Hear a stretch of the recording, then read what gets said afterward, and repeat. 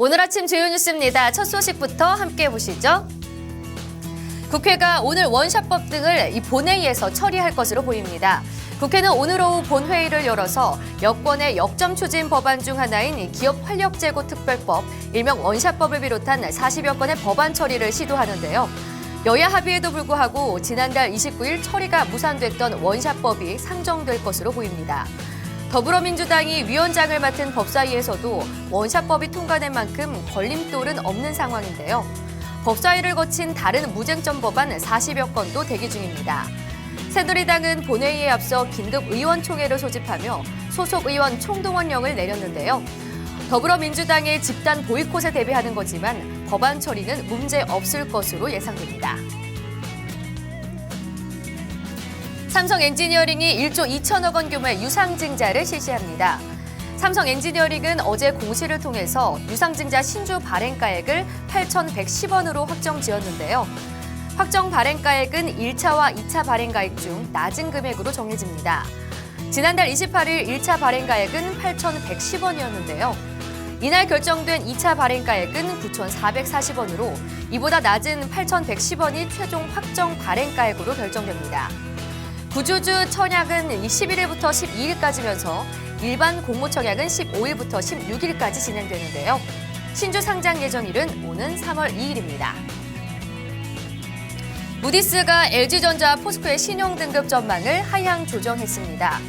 국제신용평가회사 무디스가 LG전자와 포스코 등 주요 한국 기업의 신용 등급 전망을 잇따라 하향 조정하면서 비상등이 켜진 상황인데요.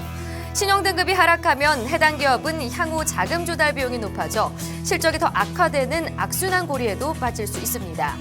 무디스는 LG전자에 대해 모바일 기기와 가전 부분 경쟁이 심화되면서 LG전자 수익성이 압박을 받을 거라 밝혔는데요.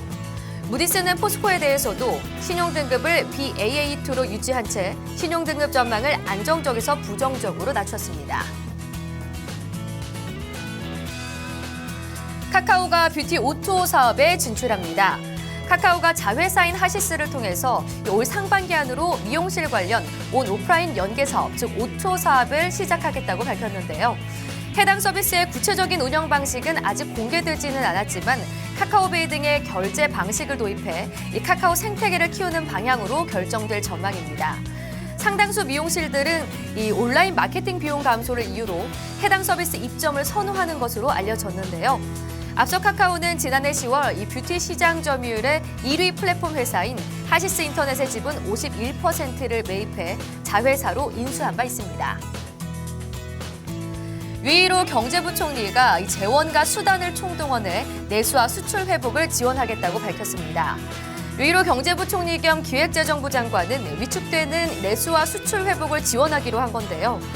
유 부총리는 어제 정부 서울청사에서 열린 경제 관계 장관 회의에서 작년 하반기부터 내수 회복세를 이어졌지만 대내외 여건이 예상보다 악화됐다며 경제 초점을 일자리에 맞추겠다고 밝혔습니다.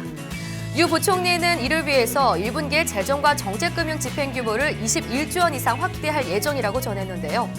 또한 중앙과 지방정부의 경우 이미 추진 중인 8조 원에 더해 4조 원을 추가 집행하고 지방교육 재정 집행도 2조 원 확대할 거라고 설명했습니다. 지금까지 오늘 아침 주요 뉴스였습니다.